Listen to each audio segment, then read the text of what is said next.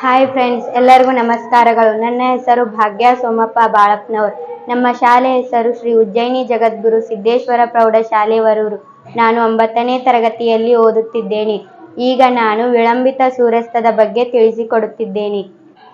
ಭೂಮಿ ಮತ್ತು ಭೂಮಿಯ ಸುತ್ತಲಿನ ವಾತಾವರಣದ ಪದರಗಳು ಸಂಧಿಸುವ ಭಾಗವನ್ನು ದಿಗಂತ ಎಂದು ಕರೆಯುವರು. ಸೂರ್ಯಾಸ್ತದ ಸಮಯದಲ್ಲಿ ಸೂರ್ಯನು ಈ ದಿಗಂತವನ್ನು ದಾಟಿ ಕೆಳಕ್ಕೆ ಚಲಿಸಿದರೂ 2 ನಿಮಿಷಗಳ ನಂತರವೂ ನಮಗೆ ಸೂರ್ಯನು ಗೋಚರಿಸುತ್ತಲೇ ಇರುವನು. ಹೀಗಾಗಲು ಕಾರಣವೆಂದರೆ ಸೂರ್ಯನ ನಿಜವಾದ ಸ್ಥಾನ ದಿಗಂತದ ಕೆಳಗೆ ಇರುತ್ತದೆ. ಈ ಸಂದರ್ಭದಲ್ಲಿ ಸೂರ್ಯನಿಂದ ಹೊರಡುವ ಬೆಳಕಿನ ಕಿರಣಗಳು ಭೂಮಿಯ ವಾತಾವರಣವನ್ನು ಪ್ರವೇಶಿಸಿದಾಗ ನಿರಂತರವಾಗಿ ವಕ್ರೀಭವನ ಹೊಂದಿ ನಮ್ಮ ಕಣ್ಣನ್ನು ಸೇರುತ್ತವೆ. ಇದನ್ನು ನಾವು ಭೂಮಿಯ ಮೇಲೆ ನಿಂತುಕೊಂಡು ವೀಕ್ಷಣೆ ಮಾಡುತ್ತಿರುವಾಗ ನಮ್ಮ ವೀಕ್ಷಣೆಯು ನೇರವಾಗಿರುವುದರಿಂದ ಸೂರ್ಯನು 2 ನಿಮಿಷಗಳ ಕಾಲ ದಿಗಂತದ ತೋರಿಕೆಯ ಸ್ಥಾನದಲ್ಲಿ ಗೋಚರಿಸುತ್ತಾನೆ. ಇದನ್ನೇ ವಿಳಂಬಿತ ಸೂರ್ಯಾಸ್ತ ಎಂದು ಕರೆಯುವರು.